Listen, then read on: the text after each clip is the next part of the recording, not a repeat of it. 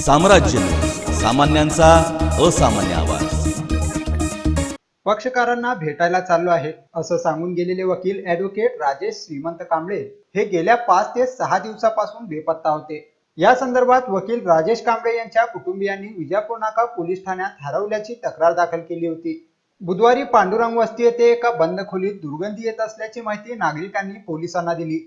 सदर ठिकाणाची पोलिसांनी पाहणी केली असता पोत्यामध्ये तुकडे केलेला मृतदेह आढळून आला।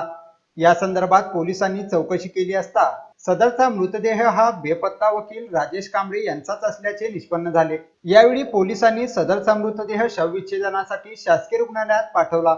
यावेळी वकील राजेश कांबळे यांचे नातेवाईक आणि मित्रमंडळांनी शासकीय रुग्णालयात मोठी गर्दी केली होती। दरम्यान मृताचे नातेवाईक, सहाय्यक पोलीस आयुक्त आणि ॲडव्होकेट संतोष नावकर यांनी या संदर्भात आपली प्रतिक्रिया दिली। हा सोलापूर बार असोसिएशनचा सदस्य होता।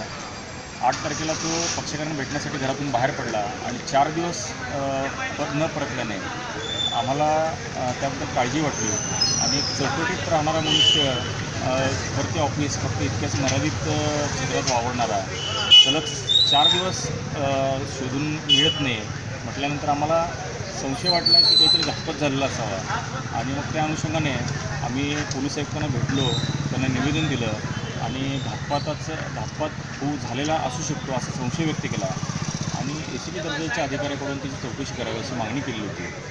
आम्ही काल तशी मागणी केली आणि आज ॲडव्होकेट राजेश कांबळे यांचं प्रयत्न मिळून आलं। त्यावरून त्यांचा घातपाताचा आम्ही काल जो संशय व्यक्त केला तो खरा ठरला आणि आता त्याबद्दल दुसरेपणे त्यांची बंधूक फिर्याद देत आहेत आणि ती फिर्याद नोंद झाल्यानंतर पोलिसांनी आमची पोलिसांकडून इतकीच अपेक्षा आहे, पोलिसांनी याचा सखोल तपास करावा, सर्व पुरावे फार चांगल्या पद्धतीने गोळा करावेत आणि त्या आरोपींना ज्यांनी अतिशय निर्घृणपणे तुकडे करून खून केलेलं आहे त्याला जास्तीत जास्त शिक्षा मिळवून देण्यासाठी त्या गोळा केलेल्या पुराव्यांचा मदत होणार आहे। त्यामुळे चांगल्या पद्धतीने तपास करावा इतकीच फक्त आमची पोलिसांना अपेक्षा आहे। कायद्याचं रक्षण करणाऱ्या वकिलांवर असा प्राणघातक हल्ला होतोय, तर ही बाब आपण कुठल्या अँगलनी बघताय? म्हणजे त्यासाठी आपण काय भूमिका घेणार आहात? हा प्रकार खरं तर अनपेक्षित आहे, कारण कायद्याचं रक्षण करणाऱ्या वकिलांवर कोणी आत्तापर्यंत असा प्रकार केलेला नव्हता।